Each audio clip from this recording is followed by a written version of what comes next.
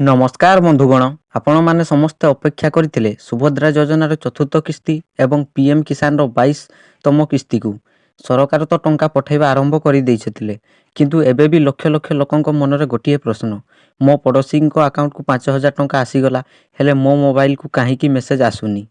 आपणक भूल पई आपणक टंका अटकी जाइछि कि किंबा आपणक नाम लिस्ट रु काटी दिया जाइछि कि? आजिर ए भिडियो रे मु आपण मानकु लाइव प्रमाण सह देखाइबी केमिति आपण निज मोबाइल रे चेक करिवे आपणक टंका केउठी अछि। वीडियो को स्किप न करी शेष जाए देखंतु, कारण शेषर मु एमिति एक समाधान कहिबी जहा द्वारा अटकथिबा टंका मध्य आसी जिवो। प्रथमे आसंतु जानि नबा सुभद्रा योजना चतुर्थ किस्ती विषय रे। मार्च 8 तारिख रे सरकार प्राय 1 कोटी 2 लाख महिला टंका पठाइचंती। ता सहित प्राय 36,000 महिला जेउ माने ग्रेभियंस देइतिले से मानकर भी टंका आसीची, हेले आपणकर काहींकी आसीनी।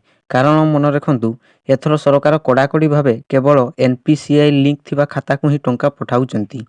जदि आपणक एकाधिक बैंक खाता अछि तेबे आपण पुराना खाता चेक करंतु, हुएत टंका सेठाकू जाई थाई पारे।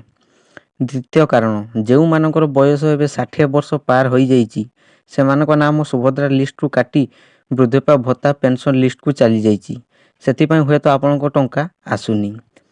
एबे कथा हेबा पीएम किसान टंका विषय रे। गत मार्च 13 तारिख दिन 5टा समय रे माननीय प्रधानमंत्री गुवाहाटी 22 नंबर किस्ती जारी करिसंती। ओडिशार प्राय 34 लाख चासी एही टंका पाइचंती।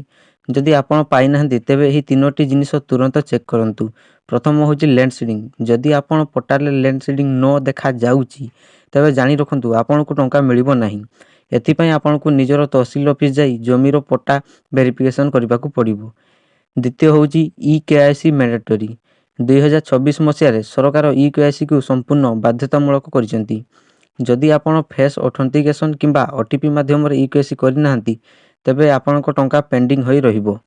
तृतीय होची डीबीटी एनाबल। आपण बैंक रे आधार सीडिंग होईची कि नहीं आपण pmkisan.government.in को जाई नो योर स्टेटस ऊपर क्लिक करी निजर आधार नंबर देई एहा चेक करी पारिबे। एबे जानिबा समाधान कोन? जदि आपणक स्टेटस रे पेमेंट फेल किंबा रिजेक्टेड लिखुची तेबे व्यस्त हुअंतु नहीं। प्रथम काम होची निकटस्थ सीएससी सेंटर को जानतु एवं निजर बायोमेट्रिक दे ई केआईसी थरे चेक करंतु। द्वितीय काम होची जदि आपणक बैंक रे किछि समस्या अछि तेबे गोटिए नुआ इंडियन पोस्ट पेमेंट्स बैंक खाता खोली दियंतु। एथिरे डीबीटी सबुटु शीघ्र एक्टिव हुए एवं आगामी एप्रिल मासरे किस्ती आपणकु निश्चित मिलिबो। बंधुगण, आपण मानक मध्यरु केउ माने टंका पाइछंती एवं केउ जिल्लारु आपण वीडियो देखुचंती तळे कमेंट कर निश्चित जणातु। जदि आपण किछि अलगा समस्या अछि तबे कमेंट करंतु, मु प्रत्येक कमेंट उत्तर देबाकू चेष्टा करिवि। एई भली नुआ नुआ सरकारी योजना एवं टंका केबे आसीबो से विषय जानिया पई आम चैनल को एबे ही सब्सक्राइब करंतु एवं पाखर थिबा घंटी आइकन को दबाई दियंतु। वीडियो भल लागिले गोटे लाइक निश्चित करंतु। धन्यवाद। जय जगन्नाथ।